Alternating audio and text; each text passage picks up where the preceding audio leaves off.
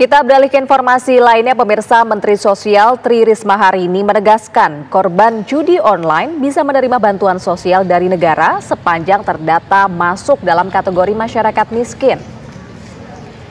Hal tersebut disampaikan oleh Risma menanggapi pernyataan Menko Bidang Pembangunan Manusia dan Kebudayaan Muhadjir Effendi yang membuka peluang agar korban judi online masuk ke dalam data terpadu kesejahteraan sosial atau DTKS supaya bisa menerima bansos. Jadi, sebetulnya tidak, yang saya maksud, saya tidak tahu nanti kan kita masih belum pertemuan, apakah itu menjadi agenda penting atau tidak, itu tidak ada masalah. Tapi secara otomatis kan, sebetulnya kalau misalnya nanti ada korban itu jatuh miskin, ya itu otomatis nanti Kementerian Sosial kan yang akan memasukkan. Assalamualaikum warahmatullahi wabarakatuh. Waalaikumsalam warahmatullahi wabarakatuh. Alhamdulillahirabbil alamin. Bung kameramen, apa kabarnya? Alhamdulillah baik, Bung Alfian. Silakan, Bung kameramen. Ya, alhamdulillah wa syukurillah wa nikmatillah la haula wala quwata illa billah. Bung Alfian, terima kasih. Kita alhamdulillah bisa berjumpa kembali dalam dibacain berita. Kita mendapatkan kabar yang bikin sedih, Bung Alfian. Jadi itu ada berita yang nadanya itu ujungnya akan membuat para pejudi online yang mereka nanti rugi, mereka akan mendapatkan bansos. Nah, mungkin Bung Alfian juga sempat mendengar. Nah, ini kan artinya kayak ngasih tahu para pejudi, ya udah lu berjudi aja. Nanti kalau lu miskin, jatuh miskin, lu dapat fasilitas, dikasih bansos sama pemerintah. Nah, tapi Bung Alfian, itu pertama Bung Alfian perlu respon. Kedua, buru-buru Jokowi bilang, Jokowi tegaskan tidak ada bansos untuk pelaku judi online. Biasa kebalikannya. Untuk respon awalnya silakan Bung Alfian. Udah, nggak usah bolak-balik Pak Jokowi ya. Anda kan memang selama ini selalu menyakitkan hati rakyat Indonesia. Apalagi umat Islam. Saya sebagai salah satu orang yang bergerak dalam gerakan Islam, mungkin umur kita agak sebaya, ya. Antum lebih tua sedikit ya. Pemirsa, berhubungan dengan judi online dan pelaku judi online yang akan dibantu dengan bansos, ini merupakan sebuah bentuk perlawanan yang diametral terhadap Allah Subhanahu wa taala. Dalam surat Al-Maidah ayat 90 dikatakan, jadi ayat itu mengatakan, sesungguhnya orang-orang yang berjudi, orang yang bergundi nasib, orang yang memakan, yang meminum minuman keras, dia adalah min amali syaitan, orang pelaku amalan-amalan syaitan. Lalu pelaku amalan syaitan dapat hadiah, berarti yang memberi hadiah syaitan juga.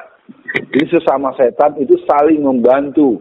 Sekali lagi nggak usah ditip-eks, nggak usah ditaipo-taipo. Yang jelas ini semakin mempertegas bahwa wallazina kafaru ba'duhum awliya'u ba'd. Pemirsa, respon awal saya, adanya penjudi online yang akan diberikan bansos, itu bisa diduga bansosnya disumbang oleh para bandar-bandar judi online. Betul. Karena saya selama di penjara sudah tahu betul bagaimana judi-judi online itu bandar-bandarnya cuma pura-pura ditangkap. Karena rata-rata mereka akan disidang tak lebih dari 5 bulan, dan mereka tidak pernah hadir di ruang sidang.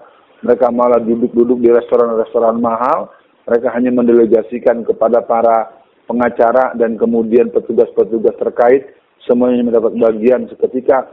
Pembagian dalam bentuk rupiah atau bentuk dolar sudah cocok.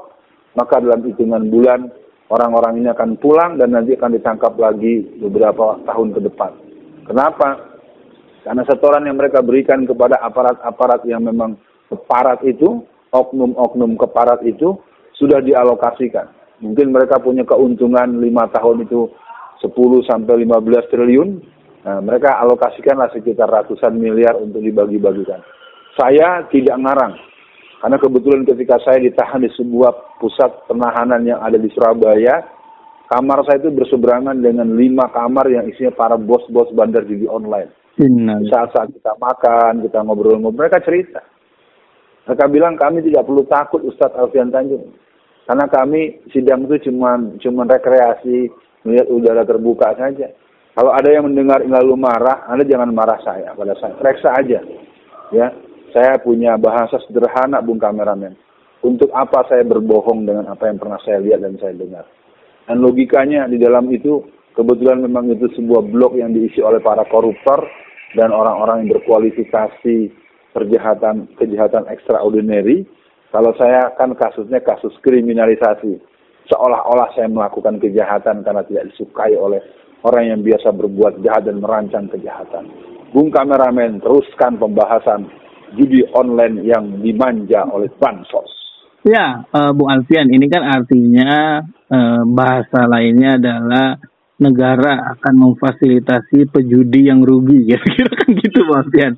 Nah, Bung Alfian, yang saya sedih adalah ini kan yang dimunculkan ke publik Pak Muhadjir Effendi, Bung Alfian, dari Muhammadiyah. Jadi kan korban judi online jadi miskin, pemerintah bakal masuk daftar penerima bansos. Nah, ini kan antara kan kemungkinan besar yang nyuruh Jokowi kan, karena kan tidak ada visi misi yang ada visi misi pemerintah presiden.